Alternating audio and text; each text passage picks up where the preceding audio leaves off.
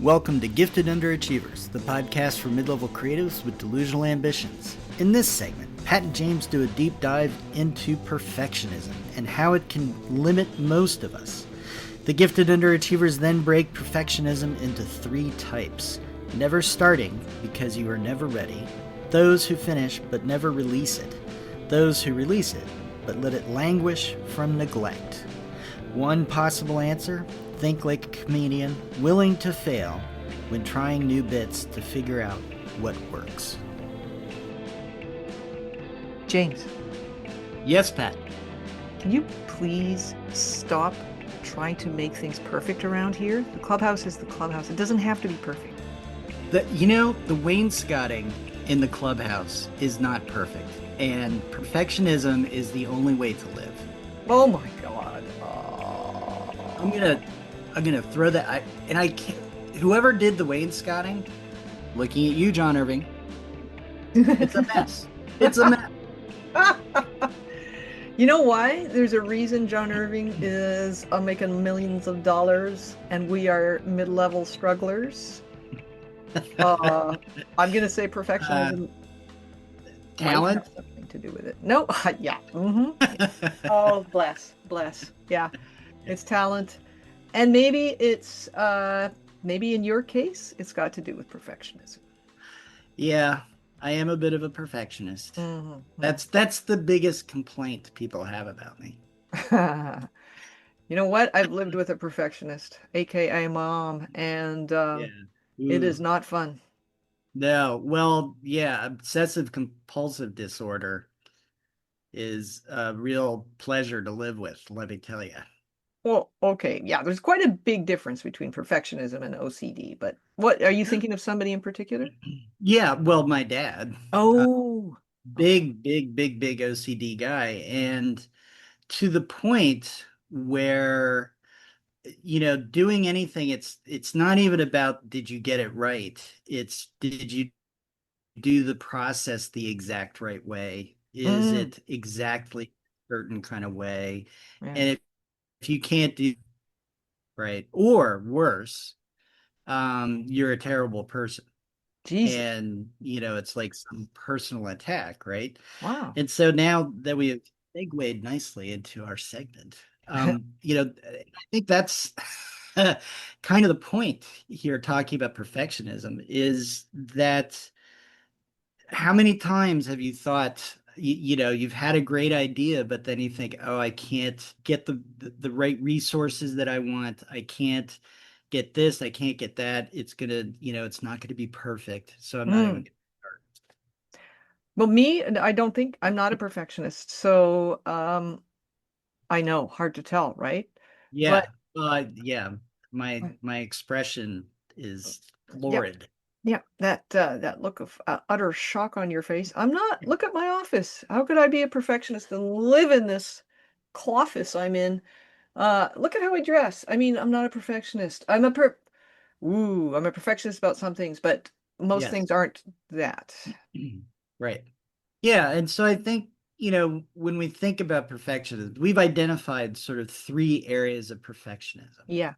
Can be a real problem in for me personally, but I think creative people generally, right? Mm-hmm. And so one is a sense of perfectionism where you're never ready to Yeah. start, Yeah. right? Like nothing, you just can't get to the right place. Everything's got to be, all the stars have to be perfectly aligned, and before you can even start. And so it's like, why bother? Right. And then there are those who actually do it and they finish it, but they never put it out in the world Mm-hmm. because it can never be perfect enough, Yeah. and They're it can still never be tweaking. good enough, right? So there's, Mm-hmm. yeah, perpetual tweakers. Yeah. And then there's perfectionists who put something out, but because they feel so nervous and shy about it because it doesn't meet their sense of perfection, that it's almost like they keep it hidden, right? Uh-huh.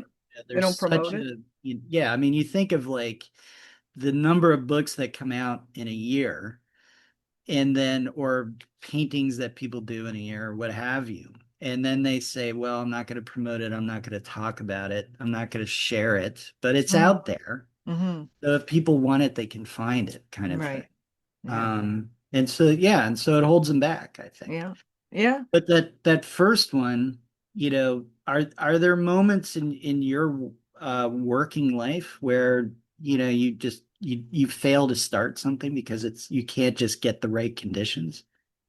No, not for work. I fail to start things that are interests to me outside of work. So, for example, I often get ideas for, oh, making stuff, like making an object, or like doing a photo wall, let's say. So that's an idea Mhm. I've had, like, because I don't really have a lot of photos of friends and family around. There's some on the fridge, but other than that, I don't have like a little area in my apartment that says, oh, these are all the people I really love, And so I thought about doing that, especially when I just have one picture up.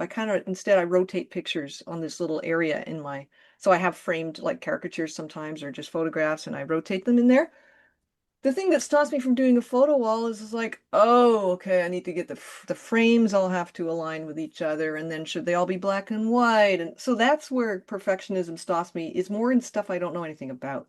For work or for my own writing, I don't really get too worried about it not being perfect because I never have done anything perfectly. So what's the point? So your own perfectionism has made you a perfectionist nihilist. Wow, Go, woo, black going hole deep on territory. that one. Yeah, woo. I'm thinking of specific times. So the third one, the second and the third would be more me.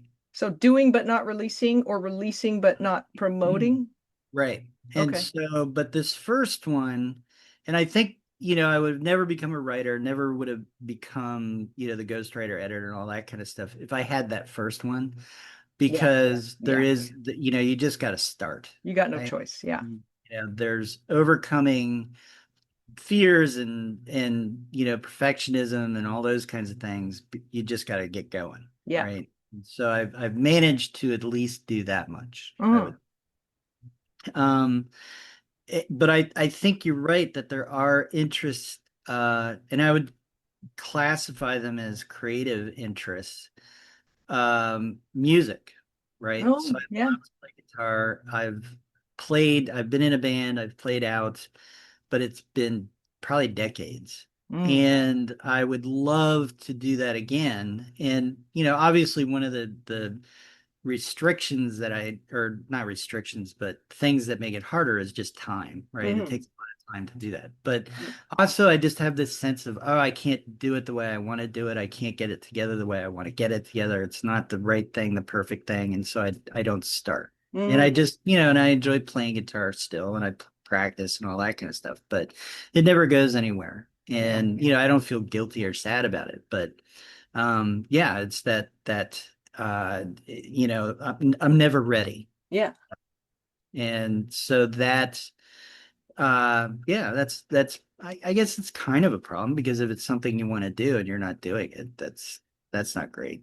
Yeah, a lot of people wait till they retire to do that kind of thing where they need it to be certain conditions, but they don't have the time to devote Mhm. to creating those conditions.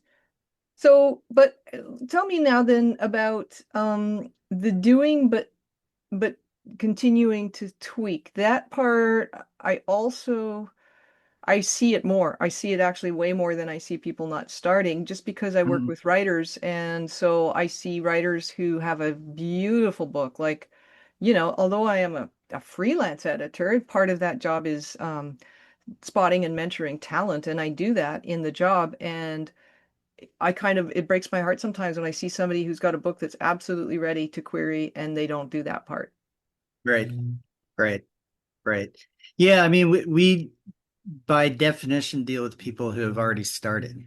Yeah. And they come to us because, sometimes a lot of people come because they've are having trouble finishing something Yeah. and they feel like they need a little bit of accountability and and some other professional guidance kind of stuff of editing and one thing and another. But I think to anybody who's just starting, and they're running into this brick wall. And it's the easiest thing to say, but maybe the hardest to actually do is you got to just get started. You've got to get going, right? Yeah. But this second one of finishing, and it's not just about does it ever see, the light of day. Um, it's interesting. I have some short stories, so I send tons of short stories out. I always have short stories out, but there's definitely a set of stories that I have that I just, for whatever reason, I can't get them good enough. Hmm. Hmm. And so they linger and linger and linger and languish, and they never see the light of day. Hmm. And that's probably me. If I were to take the next step, and maybe this is the advice part or the guidance part, is when you get to that place with something, give it to somebody you trust and say, Uh-huh. can you read this and tell me what you think? And that's hard too because you put so much into it, and if they don't like it, oh no. But yeah, I'll definitely have. I would say I have a file of short stories that haven't seen the light of day because I just don't ever feel like they can get good enough. And are you tweaking them? Are you spending time on them? Yeah, well, you go through a process or a period of time where you're tweaking, tweaking, and tweaking, and but then you go on to the next thing, right? And Hmm. so they get sort of stored away. And one of the things about computers, as opposed to, I guess, back in the day when you actually had literal files and folders, is you put something in a file in a computer and it can be gone as far as you're concerned. Yeah, disappears from You're your never going to psyche. run into it again. Yeah. So that happens more than me intentionally giving up on something. Mm. Okay. And let me ask you about then. So I would say number two, you do stuff, but you don't release it. I don't know if that's perfectionism. Those stories just might not be ready because you do send out other ones that you do Mhm. release into the world. So the third one is finishing something, releasing it into the world, but not really letting people know about it. And you're saying Mhm. that's a form of perfectionism because what, you wish it was better or Yeah, I we've talked about this a little bit before, where you're always looking for that validation that what you've done is good enough, right? mm, And you want to get and the it's validation before it goes out, right? It's like knowing this is good before anybody has seen it, kind of thing. I think that might be a certain people feel that way, but okay, so Yeah. go because not But everybody feels that yeah, way. not everybody, Yeah. everybody has their own thing. Yeah. But wanting to get the validation that this is good before it's ever been presented, right? And so I have this collection of short stories, and it's out as I've just put them together myself. This isn't something that's been published, it's a Kindle thing. And I put it out before and just left it on Kindle and really didn't do that much around it. And what's the point of that, right? Yeah, I don't know what the point of that Where is. does that come from? And it's like an insecurity, and that's perfectionism, right? Okay, All okay. about playing to that insecurity. Ah, And so I took it down because I was like, what am I doing? What am I doing? And I remember too thinking about, publicizing it on LinkedIn. But then I was like, oh, I don't want people who know me to see that I'm doing this because that's embarrassing. And then it's like, wait a minute.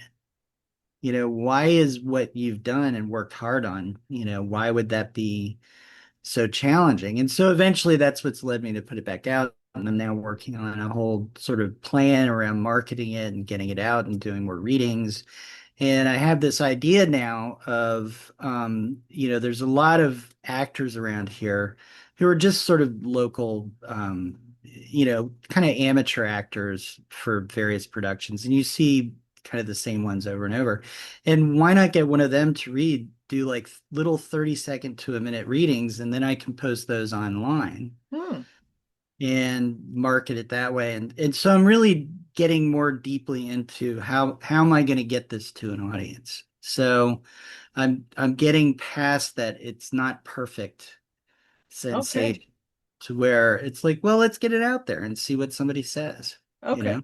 And so the strategizing about I guess promoting the finished project, that is not a form of perfectionism that you're going, okay, well, let me think about a million different ways I can get attention to this rather than just, you know, like writing Yeah. really good metadata, hitting up all my friends. You have not asked me to buy that collection. So, Yeah. like that's the obvious first steps. So what you're thinking about doing sounds a little more complicated than the Mm. than the obvious first steps. And I'm wondering if that is a way to sort of assuage your perfectionism, your because now it's a bigger project. You have to Ah. involve other people. You might have to pay them, obviously. You're not asking people to work for free. So that's my question to you. Is that still a form of perfectionism? Yeah, I think so. And it's perfectionism as a source of avoidance, Yeah, right? yeah, And so that, that's part of it. The other thing is, the purpose of this collection, most of these stories actually did get published somewhere. yeah. So it's got that, sort of stamp of approval. Hmm. But the other sort of reason behind it, beyond just wanting to get these stories out as a collection, is I want to experiment more with marketing, Yeah. because that's key to what I do with book proposals and that kind of thing. Is Hmm. is trying to come up with, it's not what's the publisher going to do to market it, but what am I going to do? Yeah. Um, and those kinds of things. So that's part of the strategy behind it. Uh-huh. But yeah, but the other part of it is, that perfectionist streak. Are these my best? Are these, the ones that I want people to see and all that kind of stuff? And it's I don't want to say it's like a defining challenge of my life because it really isn't, but it is something that it's a stumble, Yeah. right? I think so, because from my perspective, you've launched a book without doing anything to launch a book. So you put Yeah. it up there. You did not invite everybody to a virtual launch and a reading Right. that which costs you zero. You could create an Mhm. event on Eventbrite and give away tickets for 12. I think I paid $12 for my own book launch last year, my virtual one. And so you didn't do that. You didn't send around an email, a month later saying if you haven't had a chance to read the book yet, here's the link. Mhm. And all writers start with basically friends, family, writing friends, people they've met along the way. I have an email list of over 100 people, just people I know from Facebook and shit, like old Mhm. neighbors, that kind of stuff. And I'm pretty shameless when I have something to promote. I'm thinking that now. You know what I did promote was the traditionally published novel that came out last year, but I have not really promoted my pleasure journal to people I know except Mhm. on Facebook. And so I'm thinking I might have a little whiff of, oh, it's just self-published, no biggie. Mhm. It's a weird little thing anyway. It's kind of offbeat, but um, I might just do a fresh one and treat it as a book launch just to make sure I'm not doing that very same thing. So I see what Yeah. you're saying about using the marketing as a test case, a way to understand book marketing. But if you're not doing the most obvious part of the marketing, it's not really a test case because your marketing builds on the results of the most obvious part. Bum bum. I think you hit on it right there. That's a great insight. Thank you. It's not really a test if you're not doing the most obvious thing, No, right? yeah, All right. I yeah, hear you. And and it's interesting, this conversation is a bit of discovery because it's really forcing me to think, is it perfectionism? I think very few things are just one thing about yeah. one, I right? think I do too. And Yeah, and so I definitely feel like this is about perfectionism yeah. because there's I like these stories. I worked hard on these stories. Most of them, I think, got published. Um, but there's still that, that nervousness that they could be better. So that's the It's perfectionism part. yeah, yeah. Yeah. And isn't that true of all books? Does anybody there's a certain amount of confidence, I guess, that comes from if you've been well published, for your working Mhm. life and so on. You know that you've got readers. You can just tell by because people are buying your books. But when you're mid-level, you don't always know. Um, Mhm. you don't always know if what you're putting out there is good enough. Like that's part of the whole process. You might be surprised yourself if you read your stuff a year later without having looked at it and then go, wow, this is a nice little collection of stories. And, you know, but you can't always tell. So you're kind of operating on blind faith when you Yeah. do the obvious marketing, which is asking people to buy your shit. Yeah. Blind lack of faith Yeah.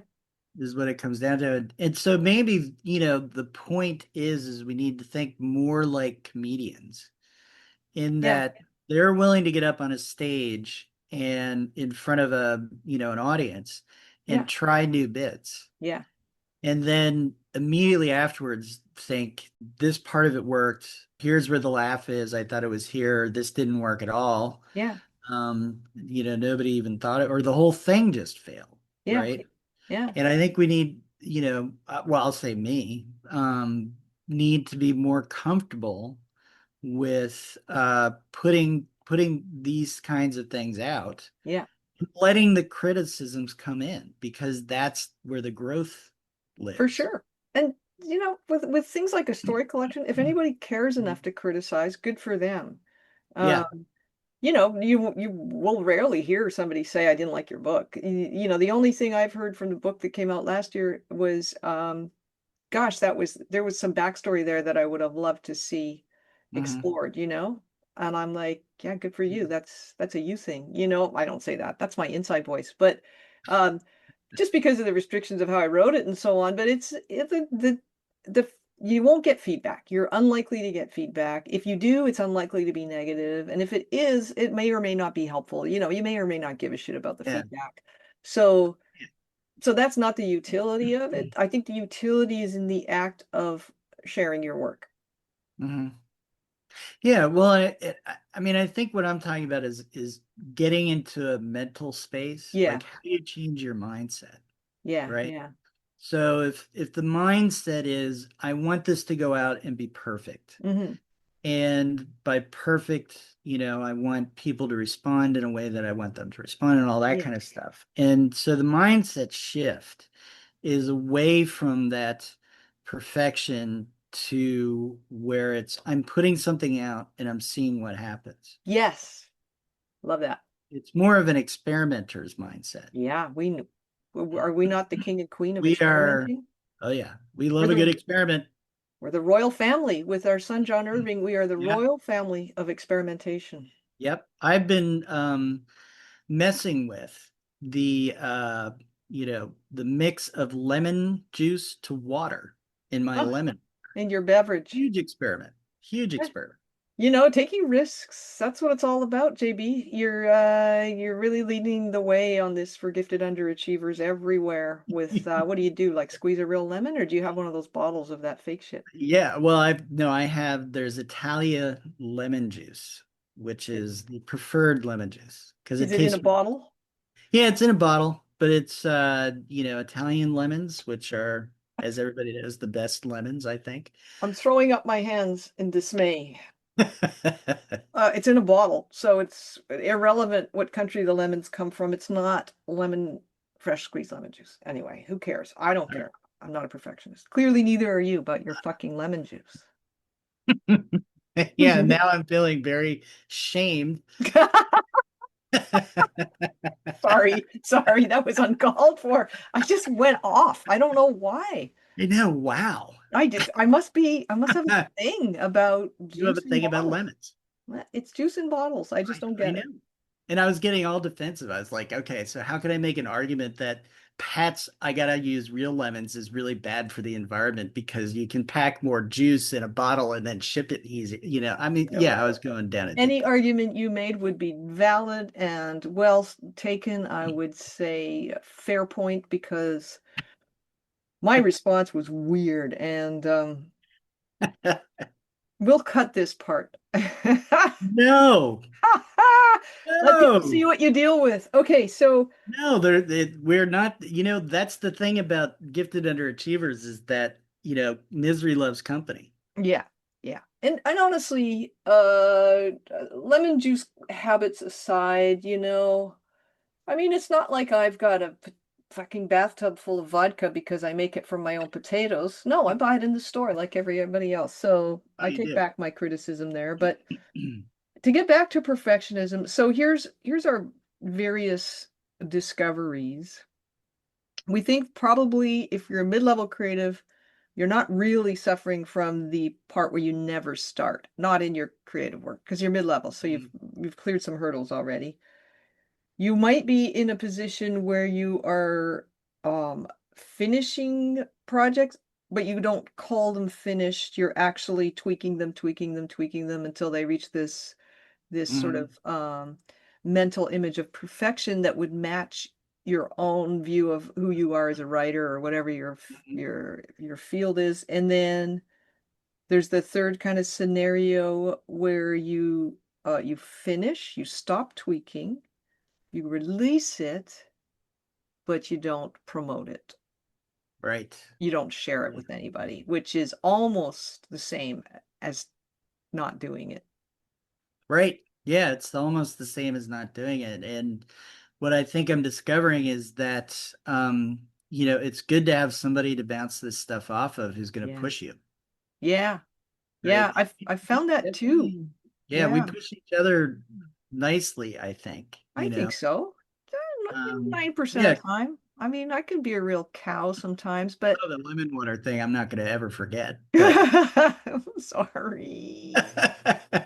Um, no, because you'll talk about like you have this book project, and so there's times where I've been sort of like, oh no, go, go, go, go, go, yeah. and there's times, where I'm sort of saying, oh my God, I've got this stories and I don't know what to do. And you're like, get them out. Yeah. Yeah, exactly. We do push each other in good Open the ways. outhouse door and let everybody see. Yeah, right? Pants Yeah, down to your ankles. Nobody cares. yeah. Who? It's they're wondering what you've been doing in there all this time, and now they can Yeah, see. You've been yeah, busy. yeah. Does it matter if it's shit? No, it doesn't matter. Wow, that's a metaphor that won't die.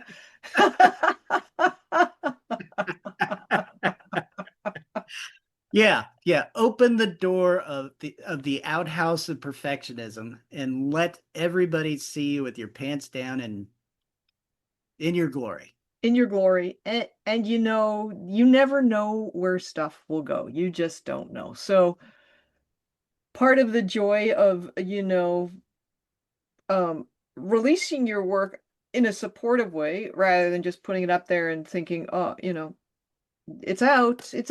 Nobody knows that it's out, but there it is. Part of the joy of that is when you will get, you know what? I was at a book launch last weekend, Hmm. Saturday afternoon, community center, children's author, beautiful illustrated picture book, and we were bullshitting afterwards, just standing around. I was in the back of the room with some people I'd come with, and one of them had a friend come over, and the friend and introduced us. And the friend said to me, "Are you the Pat Doby?